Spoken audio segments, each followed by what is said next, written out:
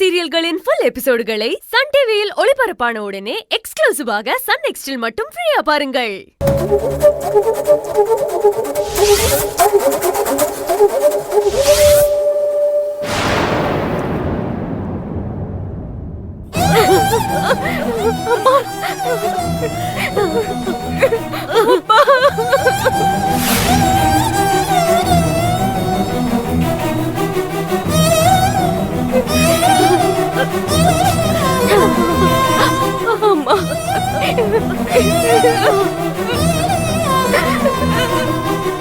உங்க அப்பாவுக்கு எதுவும் ஆகாது தாய்.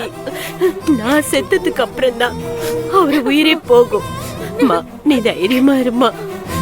அப்பா நல்லபடியா குணமாகி நம்ம வீட்டுக்கு வந்துருவாருமா. அப்பா யாருக்கு என்ன பாவம் பண்ணுச்சு? எதுக்குமா அவருக்கு இந்த நிலைமை? சொல்லுமா. அப்பா குழந்தை மாதிரிமா. கடவுளுக்கு கண்ணு இருக்கா இல்லையா? அவர் இந்த நிலைமையில என்னால பார்க்க முடியாதுமா.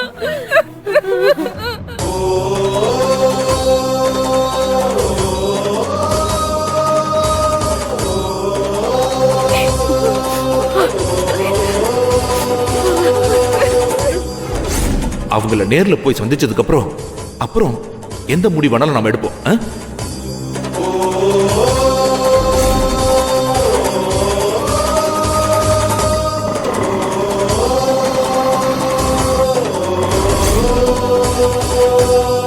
கலைவாணி.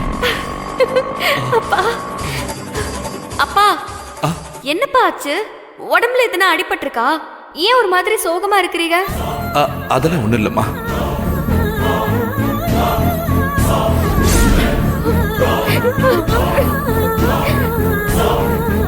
அப்பா என் கல்யாண விஷயத்தை பத்தி சுப்பிரமணி மாமாவை பார்த்து பேசிட்டு வரணும் சந்தோஷமா ஊருக்கு போனாங்க.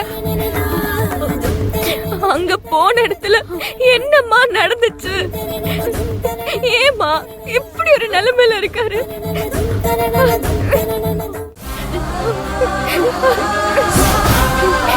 நீ எதுவுமே சொல்லாம அமைதியா இருந்தா என்னமா அர்த்தம்? என்கிட்ட ஏமா மறைக்கிற? அப்படிலாம் எதுவும் இல்ல தாய். அம்மா சும்மா என்கிட்ட ஏதாவது சொல்லி சமாளிக்க நினைக்காதீங்க. போன இடத்துல சந்தோஷமான விஷயம் நடந்தா அப்பா ஊருக்கு திரும்பி வந்த உடனே என்ன பார்த்து அந்த சந்தோஷமான விஷயத்த பேசிருக்கணும்லம்மா. ஏம்மா பேசல? அங்க என்ன நடந்தது? அங்க ஏதோ நடந்திருக்குமா? அதனாலதான் அப்பா இந்த நிலைமையில கிடக்காங்க. உன்கிட்ட அப்பா நிச்சயமா சொல்லிருக்கணும்.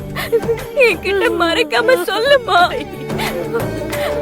அம்மா சொல்லுமா, சொல்லுமா.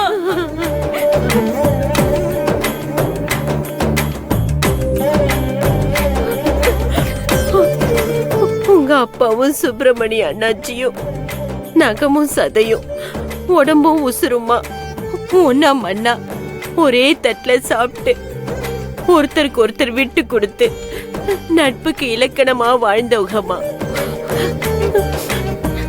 இந்த நட்பு என்னைக்கு உடைஞ்சிடக்கூடாதுன்றதுக்காக நானும் ஆதிசங்கரியும் கூட அவங்கள மாதிரியே நட்போடுதான் இருந்தோம்.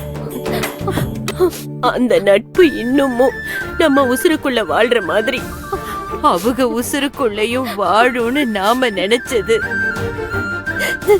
தப்பு கலைவாணி, தப்பு. எல்லாமே தப்பா போயிடுச்சு. அம்மா என்னம்மா சொல்ற? நெஞ்சில ஈட்டிய வச்சு குத்துற மாதிரி வார்த்தையால குத்தி கிழிச்சு அனுப்பிட்டாங்கம்மா.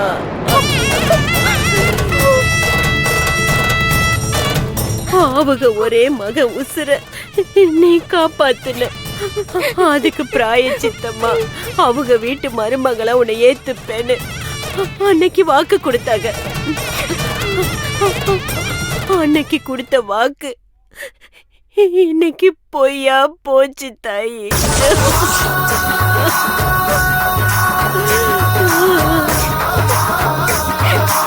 இவ்வளவு நாளா நமக்கு அனுப்பின பணம் நம்ம மேல இருக்கிற பாசத்துல கொடுத்தது இல்ல. உங்க அப்பா செஞ்ச தியாகத்துக்கு கொடுத்த வேலை தாயி வேலை.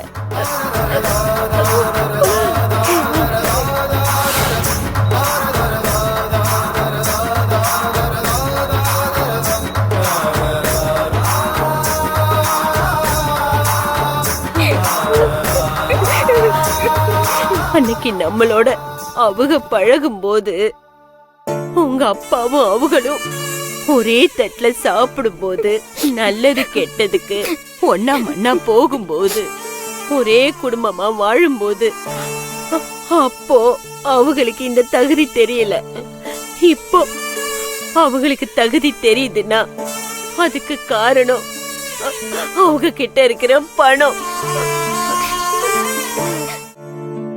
பணம் கண்ணை மறைக்கும்னு சொல்லுவாங்க. அத இம்புட்டு நாளா நான் காதால தான் கேட்டிருக்கேன். இப்போ என் புருஷன் அவமானப்பட்டு வந்ததுல கண்ணால அதையும் பார்த்துட்டேன் தாயி.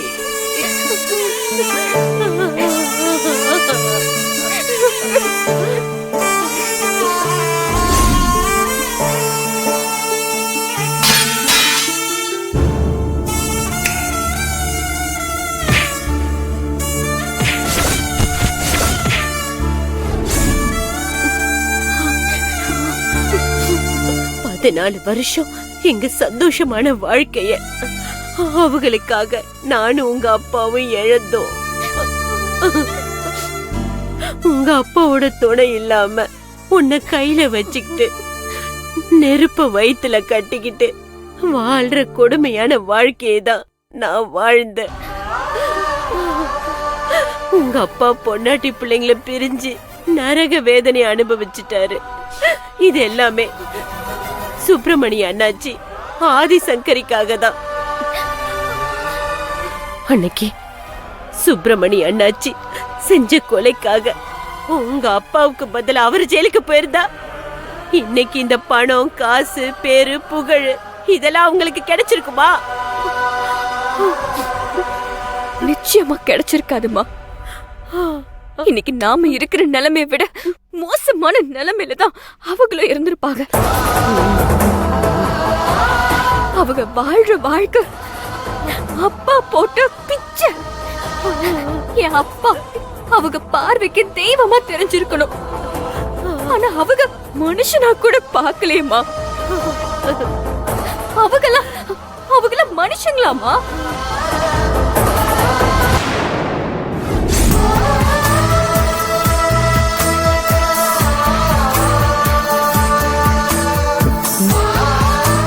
அண்ணாச்சி, என்ன அண்ணாச்சி, நீங்க போய் என் கால்ல விழுந்துகிட்டு